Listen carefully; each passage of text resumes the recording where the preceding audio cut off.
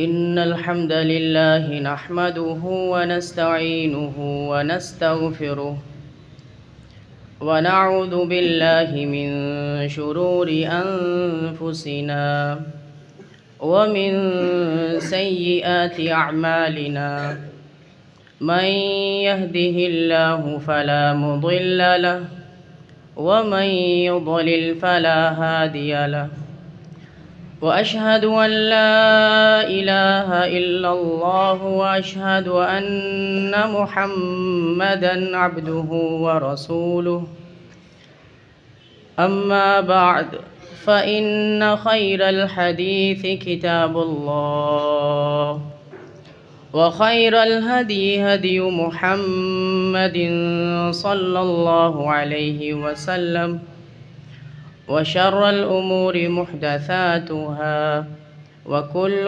محدثة بدعة وكل بدعة ضلالة وكل ضلالة في النار.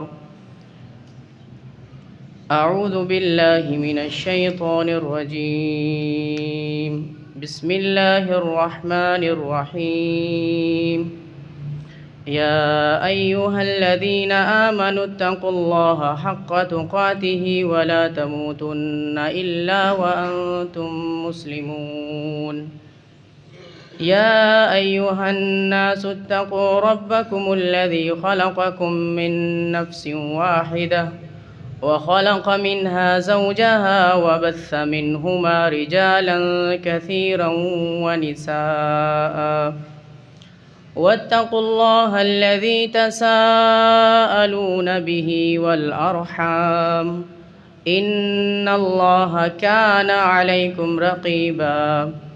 يا أيها الذين آمنوا اتقوا الله وقولوا قولا سديدا يصلح لكم أعمالكم ويغفر لكم ذنوبكم ومن يطع الله ورسوله فقد فاز فوزا عظيما.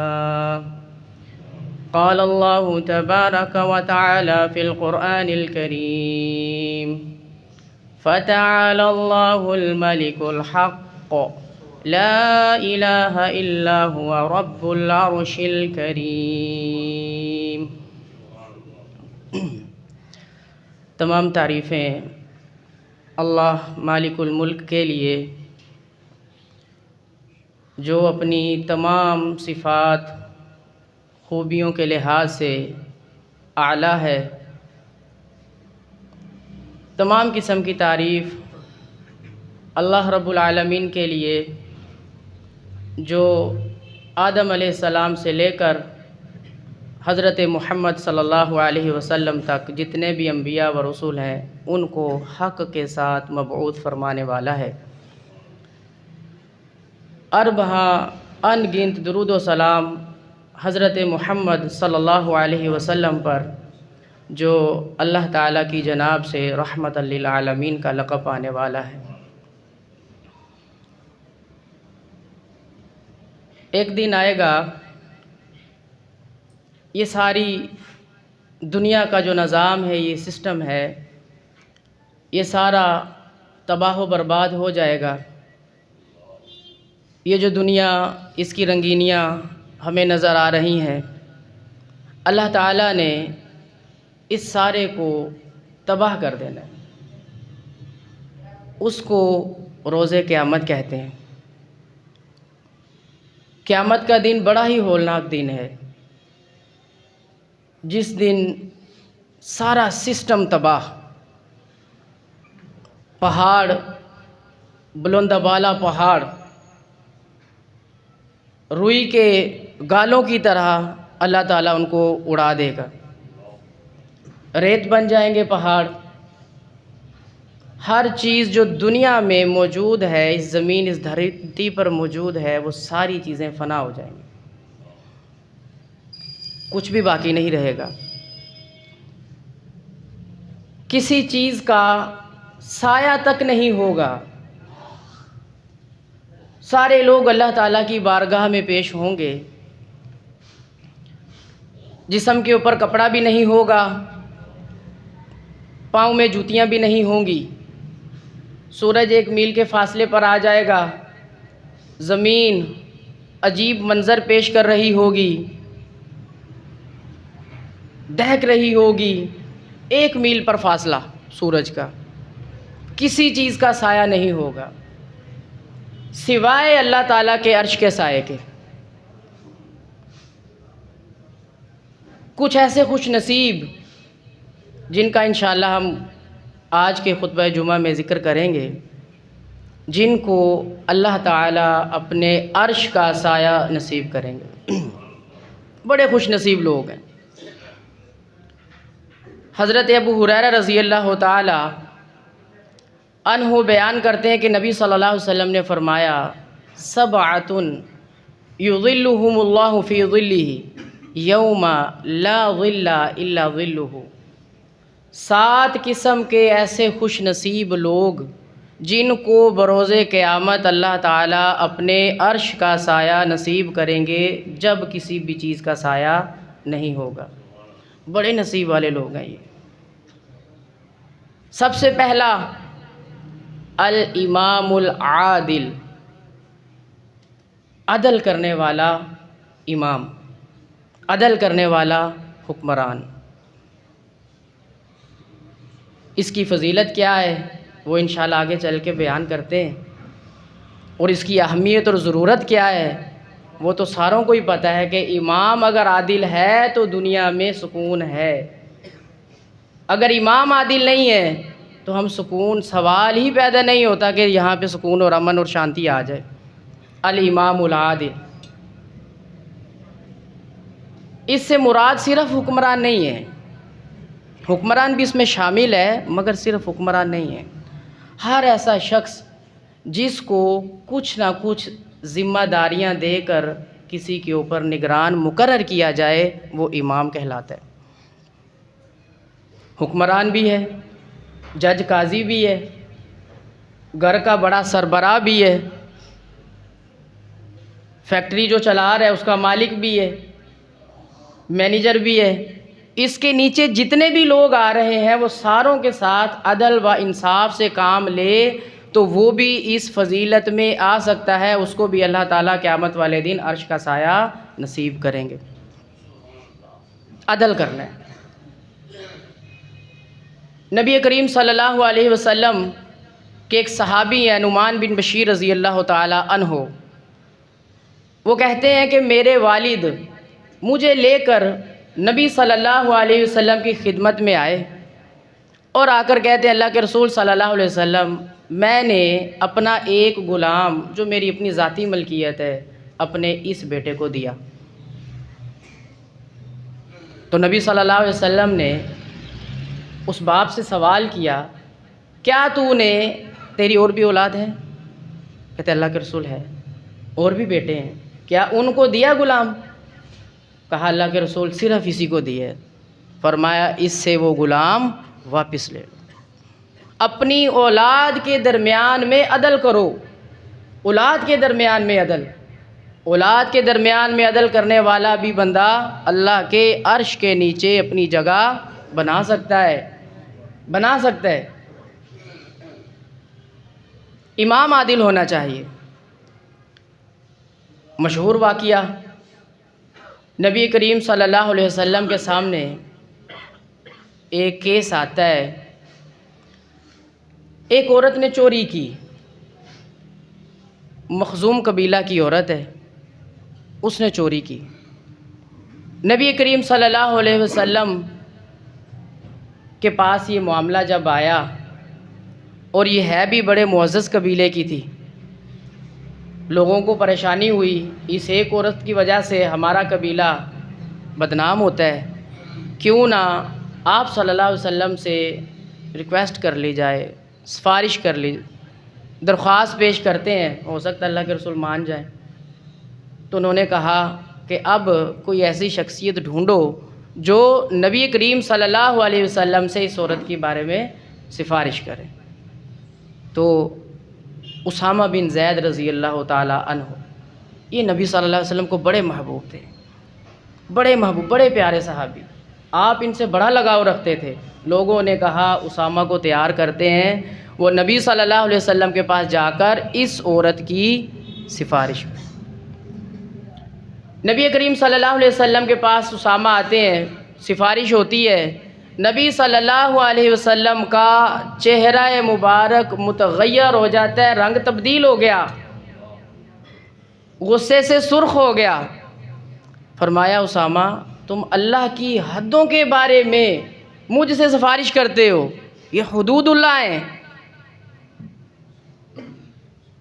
تم سے پہلے لوگ اسی وجہ سے ہلاک ہوئے کہ جب ان میں سے کوئی بڑا مقام و مرتبہ والا کوئی جرم کرتا تو اس کے لیے نرمی رکھتے، اس کو چھوڑ دیتے، اور کوئی ضعیف کوئی کمزور چوری کرتا یا کوئی جرم کرتا سزا مل جاتی۔ پہلی امتیں پہلے لوگ اسی وجہ سے ہلاک ہوئے۔ فرمایا اگر فاطمہ بنت محمد صلی اللہ علیہ وسلم بھی چوری کرتی لقطعت یدہا، میں اس کا بھی ہاتھ کاٹ دیتا۔ آپ صلی اللہ علیہ وسلم نے سفارش کا دروازہ ہی بند کر دیا، وہ صفحہ ہی پاڑ دیا جس کے اوپر سفارش لکھی ہو اللہ کی حدود کے مقابل۔ جہاں پہ حدود اللہ کا معاملہ آ جائے پھر کسی کو جائز بھی نہیں ہے کہ وہاں پہ سفارش کرے۔ اسلام کی نظر میں سارے لوگ برابر ہیں، چھوٹا چوری کرے اس کو سزا ملتی ہے تو بڑا کرے اس کو بھی ملنی چاہیے۔ ہمارے قوانین کیا ہیں؟ فلاں کو استثناء حاصل ہے، فلاں کے لیے نرمی ہے، فلاں کا بڑا مقام و مرتبہ ہے، اگر اس کو ہاتھ ڈالا گیا تو معاملہ خراب ہو جائے گا۔ نہ، معاملہ خراب نہیں ہوگا، معاملہ سیدھا ہو جائے گا۔ عمر فاروق رضی اللہ تعالی عنہ امام العدل، عمر فاروق رضی اللہ تعالی عنہ کو جانا ہی اس لیے جاتا ہے کہ وہ عدل کرنے والے حکمران تھے۔ غسان کا بادشاہ جو بڑا طاقتور تھا، نبی کریم صلی اللہ علیہ وسلم کو بھی اپنے دور میں اس سے خطرہ لاحق رہتا تھا، پاور تھی اس کے پاس۔ عمر فاروق رضی اللہ تعالیٰ عنہ کا دور آیا، اسلامی سلطنت حدود اس کی پھیلتی چلی گئی، علاقے کے علاقے فتح ہو رہے ہیں، اور یہ بادشاہ عمر فاروق رضی اللہ تعالیٰ عنہ کا دور حکومت ہے۔ اس بادشاہ کا دل اسلام کے لیے پہلے بڑا سخت تھا۔ آپ صلی اللہ علیہ وسلم کے دور میں، عمر فاروق کے دور میں اللہ نے اس کے دل میں نرمی پیدا کر دی۔ اس نے خط لکھا عمر رضی اللہ تعالیٰ عنہ کی طرف، عمر اسلام قبول کرنا چاہتا ہوں، اور آگے سے جواب آتا ہے فوراً چلے آؤ، فوراً چلے آؤ، تم ہمارے بھائی بن جاؤ گے۔ کوئی اپنے دل میں میل نہیں رکھیں گے تمہارے لیے، فوراً چلے آؤ، بھائی بن جاؤ گے ہمارے، ہم تمہارے دکھ درد میں شریک ہو جائیں گے، جس طرح ایک مسلمان ہوتے ہیں ایک دوسرے مسلمان کا بھائی ہے۔ اب اس بادشاہ نے پہلے تو بڑا پریشان اور حیران ہوا کہ عمر فاروق رضی اللہ تعالیٰ عنہ نے کوئی شرط بھی نہیں رکھی، کوئی اپنی طرف سے کوئی ڈیمانڈ نہیں کہ یہ ہو کرنا ہے، تم نے یہ کرنا ہے، پھر ہماری طرف آنا ہے، کہا فوراً چلے آؤ۔ جب یہ اپنے علاقے سے چلا، اس نے 500 جانثار اپنے فوجی دستہ اپنے ساتھ تیار کیا، 500 افراد کا، اور یہ مدینہ کی طرف روانہ ہو جاتے ہیں۔ مدینہ سے کچھ فاصلے پر رک کر اس نے اپنے جو جانثار تھے، اس کے ساتھ سپاہی تھے اس کے، ان کو نئے کپڑے، نئے جوڑے، جو سفر والے کپڑے تھے وہ اتروا کے نئے جوڑے پہنوائے، جو سواریاں تھیں ان کے اوپر بھی کپڑے رکھوائے مخمل کے، اپنی شان و شوکت دکھانا چاہ رہا تھا، مسلمانوں کو حیران کرنا چاہ رہا تھا۔ عمر رضی اللہ تعالی عنہ کے پاس یہ آتا ہے تو کچھ دن رہا، حج کا موقع آ گیا، حج کا موقع آ گیا اور عمر رضی اللہ تعالیٰ عنہ نے اس سے کہا کہ آپ بھی ہمارے ساتھ حج پر چلیں، مسلمان تو ہو گئے ہیں، حج فرض ہے، آپ حج پہ چلیں ہمارے ساتھ۔ تو یہ تیار ہو گیا، اب مکہ کی طرف روانہ ہے، وہاں پہ پہنچے، طواف جاری ہے۔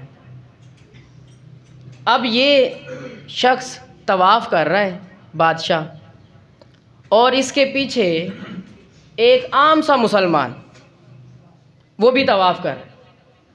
اب اس کا پاؤں اس کی چادر پر آ گیا، اس بادشاہ کی چادر پر اس کا پاؤں آیا، اس سے اس کا جو ازار بند تھا وہ کھل گیا۔ بادشاہ کو غصہ آیا، اس نے اتنی زور سے اس کے منہ پر تھپڑ رسید کیا کہ جس کی وجہ سے اس کی آنکھ ضائع ہو گئی۔ اب یہ نوجوان حج کے موقع پر تو خاموش رہا، جب واپسی ہوئی اس کے قبیلے کے لوگ بفر گئے، 100 کے قریب افراد آ گئے عمر فاروق رضی اللہ تعالیٰ عنہ کے پاس، قصاص، بدلہ۔ یہ ہے عدل کرنے والے حکمران، بدلہ چاہیے۔ عمر رضی اللہ تعالیٰ عنہ نے دونوں فریقین کی بات کو سنا، بادشاہ سے پوچھا آپ نے اس کی آنکھ ضائع کیوں کی ہے؟ بادشاہ کہتا ہے میرے پیچھے طواف کر رہا تھا، اس کی وجہ سے میرا سطر کھل گیا۔ انسلٹ فیل ہوتی ہے نا بادشاہ، وہ بادشاہت والی کوالٹیز ابھی اس میں تھیں۔ کہا اتنے چھوٹے سے جرم کی اتنی بڑی سزا، آنکھ ضائع کر دی، اب کیا؟ اب اس کو راضی کرو کسی طرح لے دے کے، یا پھر آنکھ کے بدلے میں آنکھ کے لیے تیار ہو جاؤ۔ بادشاہ کہتا ہے عمر کیا بات ہے، ایک عام سے انسان کے لیے آپ اس معاملے کو اتنا کیوں پھیلا رہے ہیں؟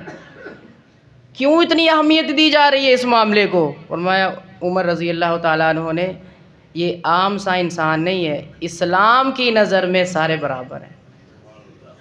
اگر کوئی فضیلت والا انسان ہے تو وہ تقوی کی بنیاد پر ہے۔ ان اکرمکم عند اللہ اتقاکم، اللہ کے نزدیک عزت، احترام، اکرام والا وہی شخص ہے جو تم میں زیادہ تقوی پرہیز کرے۔ آنکھ کے بدلے میں آنکھ۔ اب بادشاہ کہتا ہے میری یہ آنکھ اس کی آنکھ جیسی ہو ہی نہیں سکتی، نہ میرے باپ کی آنکھ اس کے باپ کی آنکھ جیسی ہے۔ تکبرانہ جملے تھے نا ابھی بھی گفتگو میں، یہ نہیں ہو سکتا۔ عمر رضی اللہ تعالیٰ عنہ نے کہا پھر تو میں تیری آنکھ نکال کے ہی رہوں گا۔ بادشاہ ہے، نرمی کر رہے ہیں، کوئی اس کو استثناء حاصل ہو رہا ہے؟ نہیں ہو رہا۔ آنکھ کے بدلے میں آنکھ جائے گی۔ اب بادشاہ کیا کہتا ہے؟ آگے سے کہتا ہے آپ مجھے تھوڑا سا وقت دیں، میں سوچ کر آپ کو بتاؤں گا۔ اور وہاں ایک دن کی اس نے مہلت مانگی اور موقع پا کر اپنے سواروں سمیت واپس چلا گیا، اسلام کو چھوڑ دیا۔ بادشاہ نے کہا کہ یہ ایسا اسلام جو بڑوں کو خاطر میں نہیں لاتا، ایسا اسلام پھر اپنانے کا فائدہ کیا ہے؟ اس کے تکبر اور اس کے بڑا پن نے اس کو اس چیز پر مجبور کر دیا کہ وہ اسلام کو چھوڑ دے۔ عمر رضی اللہ تعالیٰ عنہ نے اس معاملے میں کوئی سمجھوتا نہیں کیا، کوئی کمپرومائز نہیں کیا۔ بادشاہ اور اس کے سوار جاتے ہیں تو چلے جائیں، مگر اسلام کا جو نظام عدل ہے اس پر حرف نہیں آنے دیا۔ یقین کریں اگر بادشاہ کے ساتھ نرمی ہو جاتی تو وہ جو قبیلے کے دیگر افراد تھے جن کا یہ تھا فرد جس کی آنکھ نکلی ہے، ان کے اوپر کیسا تاثر ہونا تھا؟ اسلام عدل والا دین نہیں ہے۔ یہ تو ابھی مسلمان ہیں، جو پہلے سے مسلمان ہیں ان کے لیے بھی خطرہ پیدا ہو سکتا تھا۔ اسلام عدل نہیں دیتا، مگر عمر رضی اللہ تعالیٰ عنہ نے اس معاملے میں کوئی سمجھوتا نہیں کیا۔ ایسے حکمران، ایسے عادل لوگ جو اپنے ماتحتوں کے بارے میں عدل سے کام لیں، اللہ تعالیٰ ان کو اپنے عرش کا سایہ نصیب کریں گے۔ عرش کا سایہ، عرش کا سایہ سے کیا مراد ہے؟ جنت پکی ہے۔ صرف قیامت والے دن عرش کا سایہ ہی نہیں، آگے بھی معاملات بڑے آسان، جنت پکی ہے، جنت پکی ہے۔ نبی کریم صلی اللہ علیہ وسلم نے فرمایا، انصاف کرنے والے حکمران، ایسے لوگ جو اپنے اولاد اور اپنے ماتحتوں کے بارے میں انصاف کرنے والے ہوں گے، اللہ تعالیٰ ان کو قیامت کے دن نور کے ممبر عطا فرمائیں گے، نور کے ممبر، جہاں پر وہ جلوہ گر ہوں گے، جہاں پر انہوں نے جلوہ گر ہونا ہے۔ لوگ رشک کریں گے، یار یہ کون سے لوگ ہیں، یہ کون سے لوگ ہیں، کیسی بڑی نیکی۔ معاملہ بڑا مشکل ہے، ہر بندے سے انصاف ہوتا بھی نہیں ہے، اور جو کرنے والے اپنے اندر ایسی صفت پیدا کر لیں، انعام بہت بڑا اللہ تعالیٰ نے رکھ دیا۔ پہلا بندہ الامام العادل، 7 قسم کے افراد ہیں، ابھی پہلا ہوا ہے، اب انشاءاللہ دوسرے کی طرف آتے ہیں۔ فرمایا وَشَابٌ نَشَأَ فِي عِبَادَةِ رَبِّهِ، ایسا نوجوان جس نے اپنی جوانی کو اپنے رب کی عبادت میں کھپا دیا، لگا دیا، ایسا نوجوان۔ جوانی جو ہوتی ہے نا انسان کی، یہ انسان کو بہت سے گناہوں میں لے کے چلی جاتی ہے، انسان کو کنٹرول نہیں رہتا اپنے اوپر، ایسی ایسی شہوات کے غلبے انسان کے اوپر چھا جاتے ہیں، انسان کو سمجھ ہی نہیں آ رہی ہوتی کہ اس معاملے میں کرنا کیا تھا۔ اپنے آپ کو ضبط رکھے، اس معاملے میں کنٹرول کرے، یقین کریں اللہ تعالیٰ اپنے عرش کا سایہ نصیب کریں گے، ایسا نوجوان۔ مگر ہماری جوانیاں اللہ کی نافرمانیوں میں گزر رہی ہیں، ہر ایسا کام جس سے ہمارا رب ناراض ہوتا ہے ہم وہ کر گزرتے ہیں، پرواہ بھی نہیں ہوتی، اور ہم گناہ پتہ کب چھوڑتے ہیں؟ جب ہم گناہ کرنے کے قابل نہیں رہتے۔ جوانی ساری برباد کر دی گناہوں میں، چھوٹتے کب ہیں؟ جب پتہ ہے اب اس سے گناہ ہونا ہی نہیں ہے۔ ماضی انسان اپنی نظر دوڑائے نا اپنی جوانی کی طرف کہ ہم نے کیا کیا کیا ہے، جنہوں نے اپنی جوانیاں سیو کی ہیں، حفاظتیں کی ہیں، اللہ تعالیٰ ان کو اپنے عرش کا سایہ نصیب فرمائیں گے۔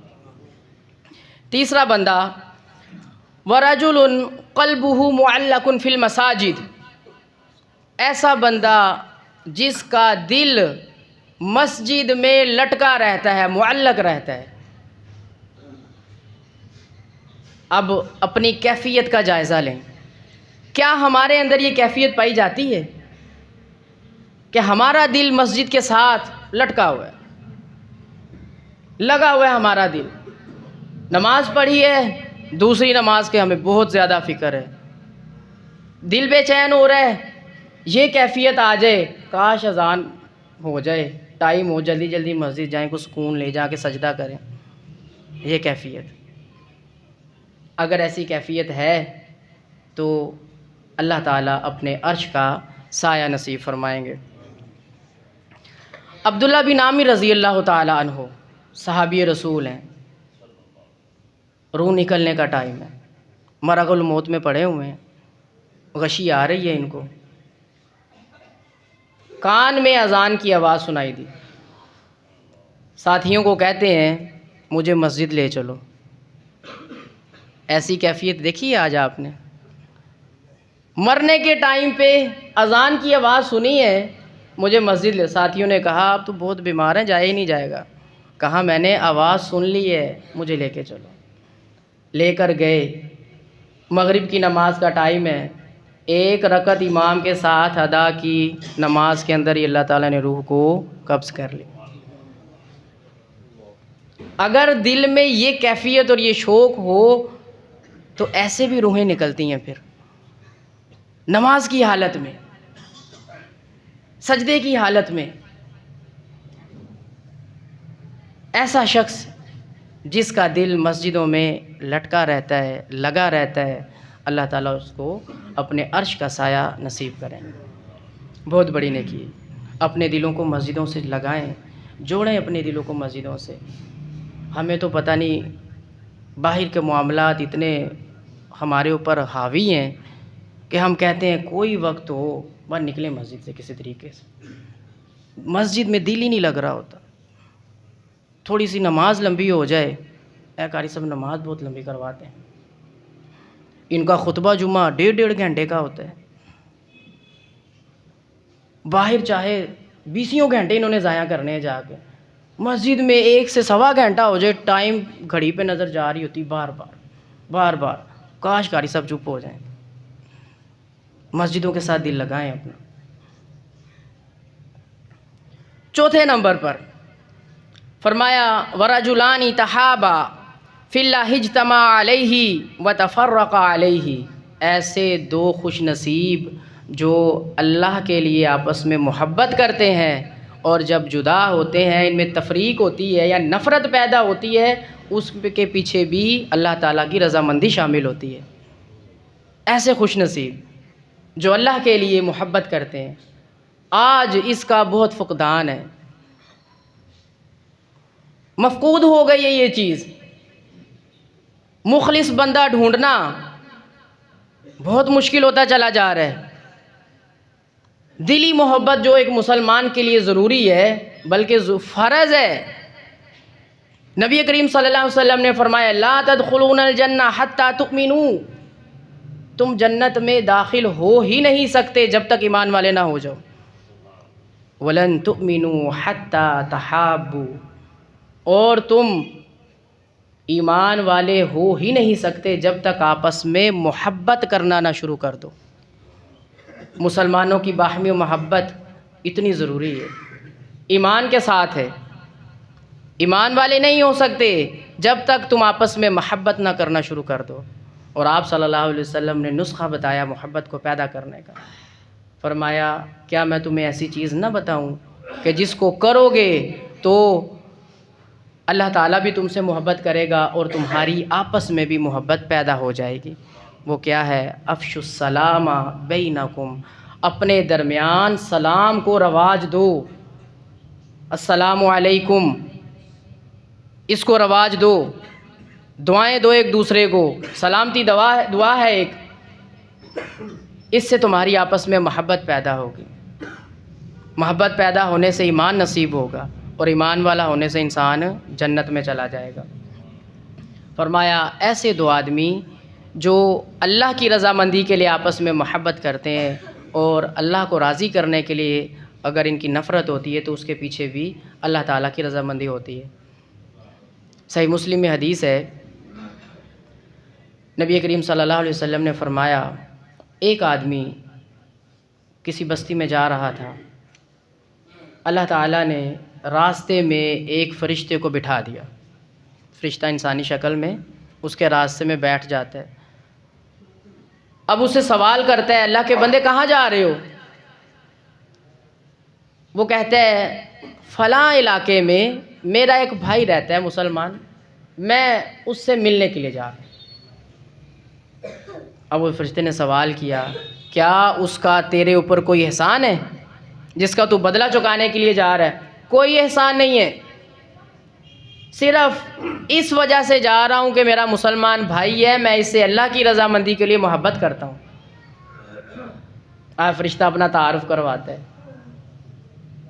مجھے اللہ نے بھیجا ہے کہ جا کر اس سے پوچھ کیوں جا رہا ہے، حالانکہ اللہ کو سب پتہ ہے، پوچھ کیوں جا رہا ہے؟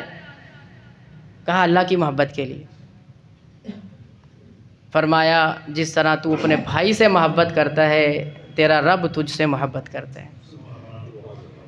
رب کی محبت حاصل کرنے کا طریقہ، عرش کا سایہ نصیب ہوگا، مسلمان آپس میں محبت کریں۔ یہاں پہ مسلمان تو دور کی بات ہے، سگے بھائیوں کی محبت نہیں ہوتی، چھوٹی چھوٹی باتوں پر، چھوٹی چھوٹی باتوں پر ایسی آپس میں نفرتیں پالی ہوتی ہیں کہ ایک دوسرے کو دیکھنا گوارا نہیں، مرنا جینا ختم۔ ایک عالم واقعہ بیان کرتے ہیں، کہتے محلے کی مسجد ہے،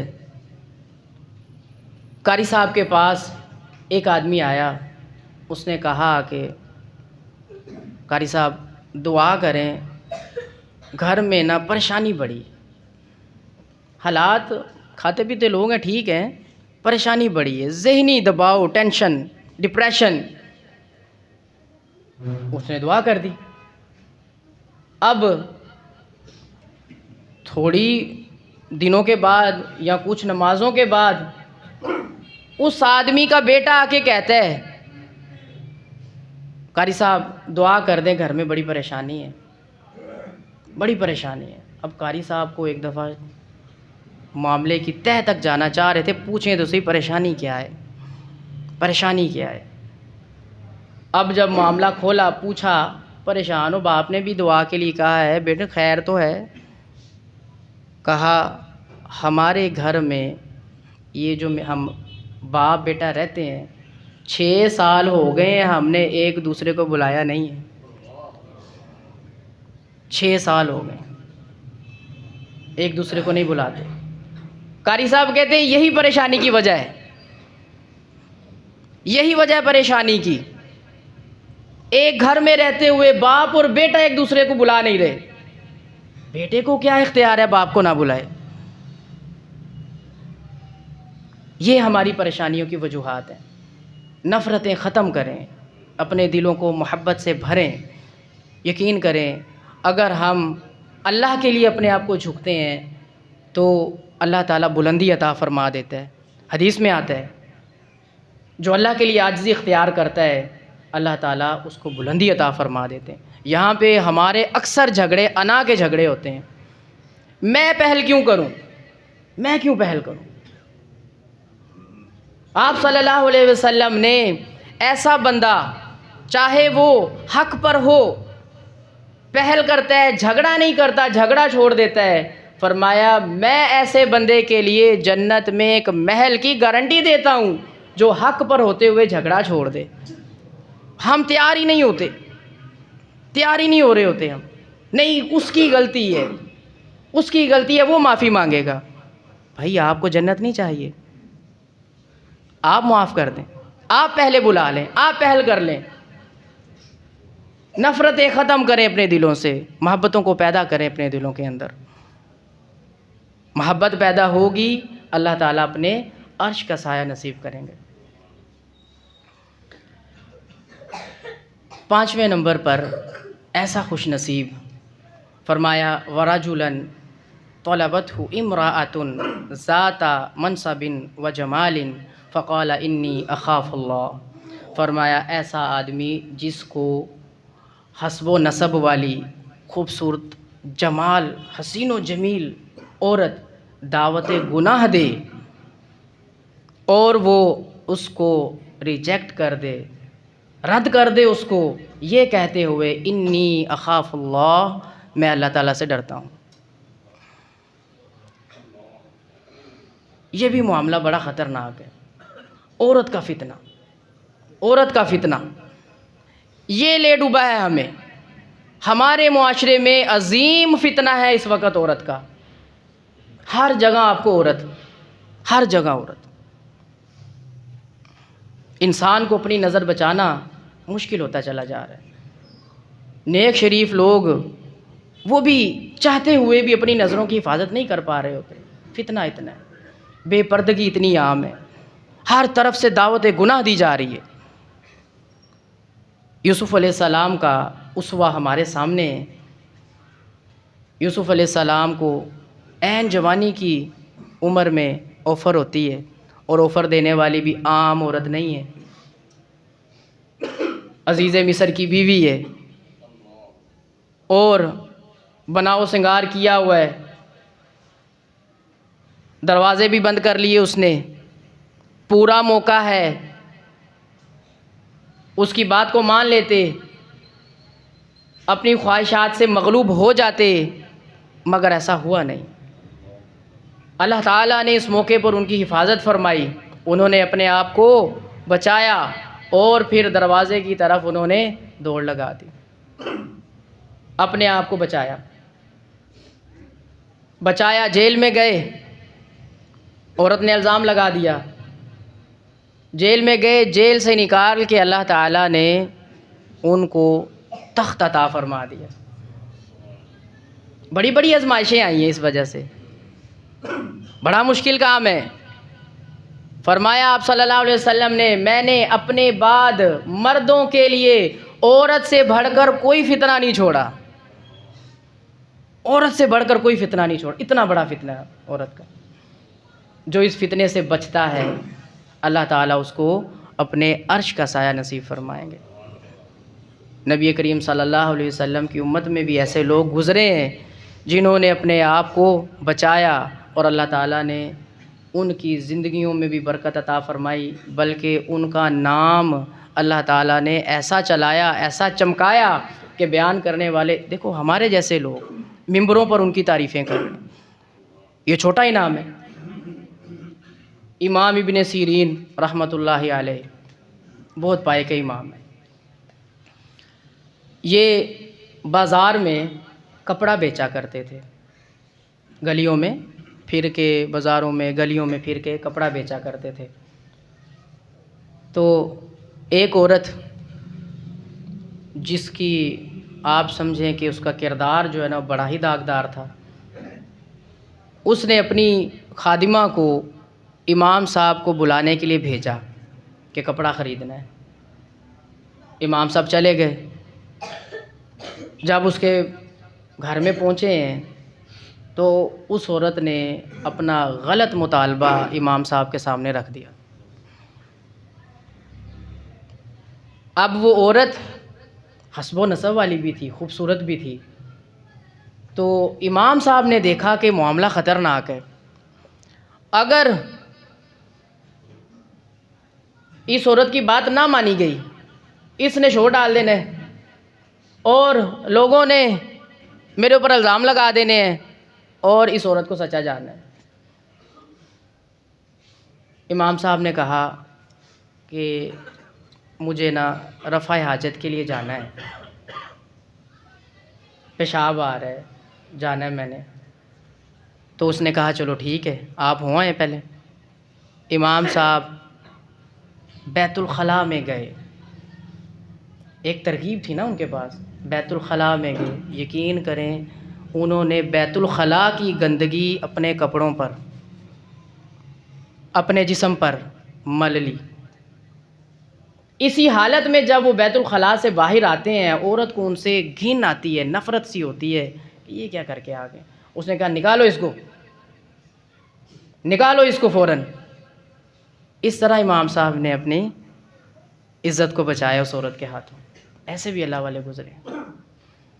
فرمایا ایسا آدمی جس کو حسب و نسب والی خوبصورت عورت اپنی طرف بلاتی ہے اور وہ اس کی دعوت کو یہ کہتے ہوئے رد کر دیتا ہے انی اخاف اللہ، میرے دل میں اللہ تعالیٰ کا ڈر ہے، تیری بات نہیں مانوں گا، اللہ تعالیٰ اس کو اپنے عرش کا سایہ نصیب کریں گے۔ بہت بڑی نیکی ہے۔ وَرَجُلٌ تَصَدَّقَ أَخْفَى حَتَّى لَا تَعْلَمَ شِمَالُهُ مَا تُنْفِقُ يَمِينُهُ، اور ایسا آدمی جس نے اللہ کی راہ میں اتنا خفیہ صدقہ کیا کہ اس کے بائیں ہاتھ کو خبر نہ ہو سکی کہ اس کے دائیں ہاتھ نے کیا خرچ کیا۔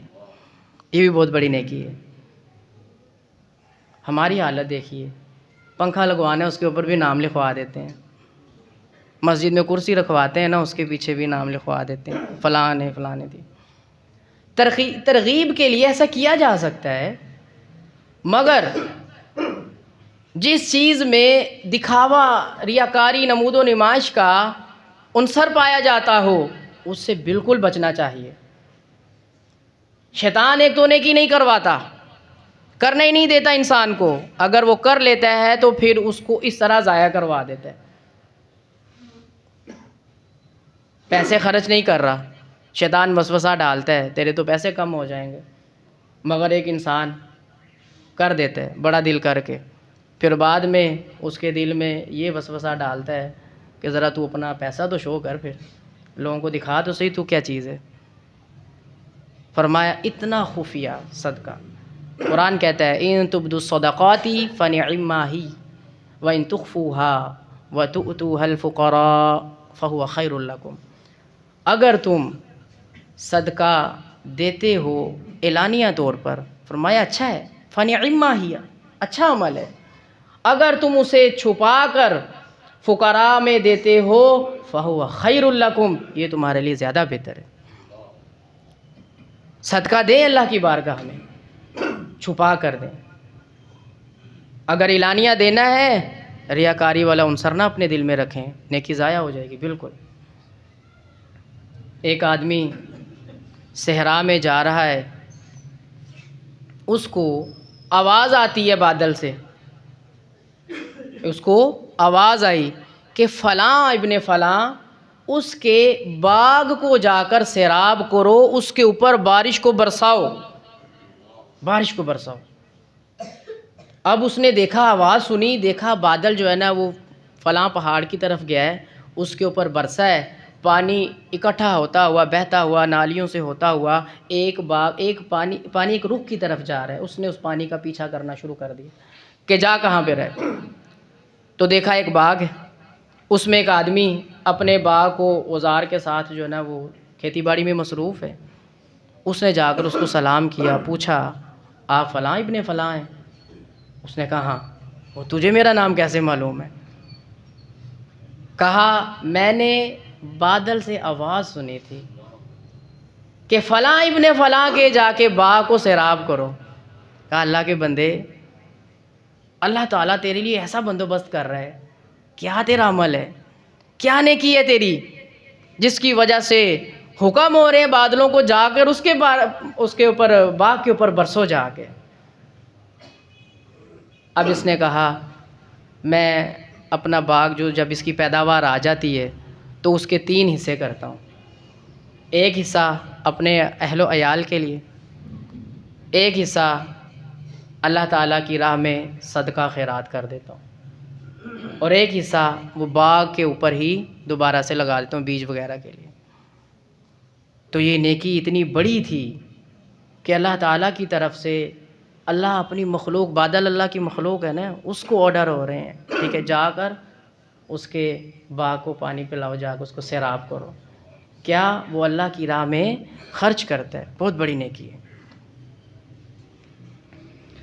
فرمایا 7ویں نمبر پر خوش نصیب، وَرَجُلٌ ذَكَرَ اللَّهَ خَالِيًا فَفَاضَتْ عَيْنَاهُ، فرمایا ایسا آدمی جو تنہائی میں اللہ تعالیٰ کو یاد کرتا ہے، اس یاد کرنے کی وجہ سے اس کی آنکھوں میں پانی اتر آتا ہے، فَفَاضَتْ عَيْنَاهُ، آنسو آ جاتے ہیں اس کی آنکھوں میں۔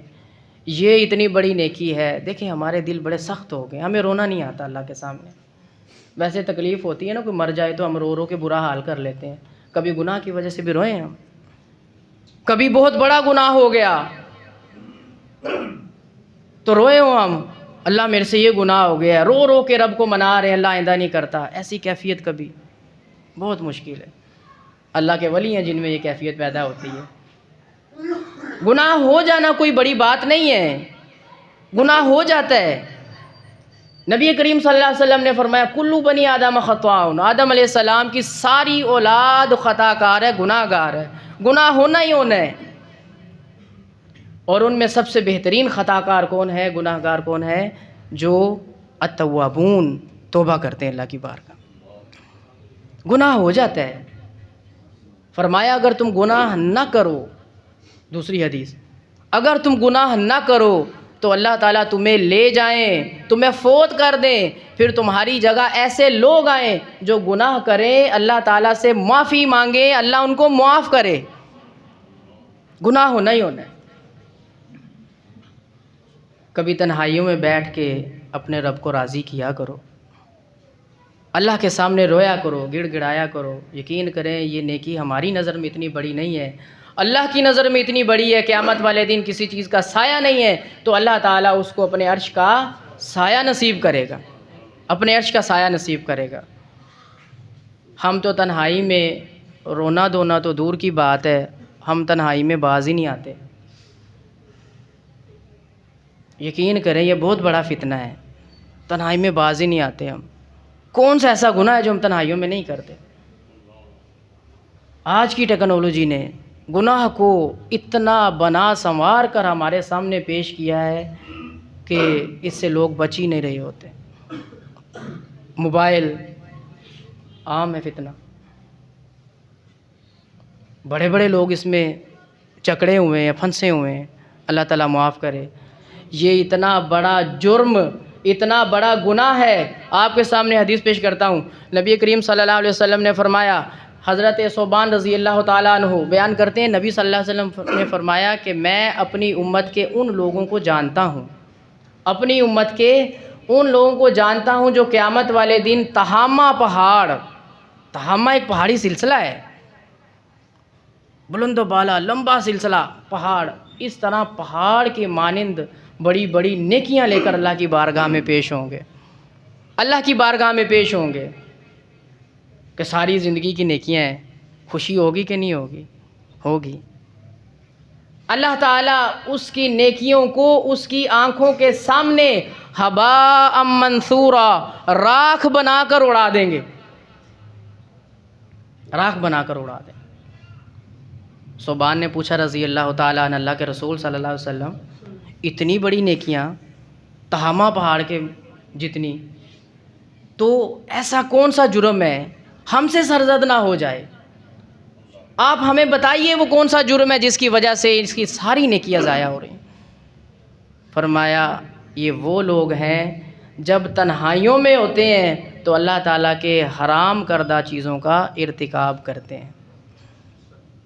جو اللہ تعالیٰ نے ایک حد لگائی ہے، حدود، کہ اس سے آگے نہیں جانا، نظر کی بھی ایک حد ہے، بھائی غلط چیز کی طرف نہیں اٹھانی، زبان کی ایک حد ہے، غلط نہیں بولنا، کان کی بھی ایک حد ہے، غلط نہیں سننا۔ جو حدود اللہ نے لگائی ہے اس کو کراس کر دیتے،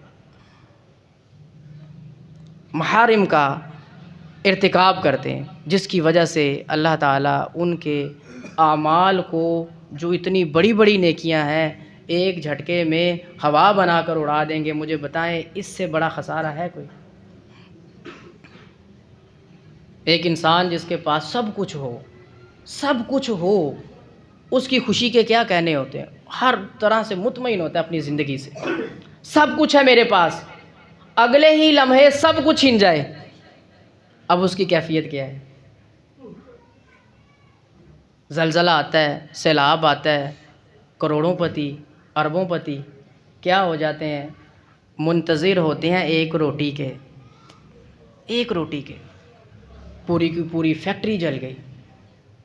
اس طرح کروڑ پتی روڑ پتی ہو جاتے ہیں، سڑکوں پہ آ جاتے ہیں۔ کیسا خسارہ ہے؟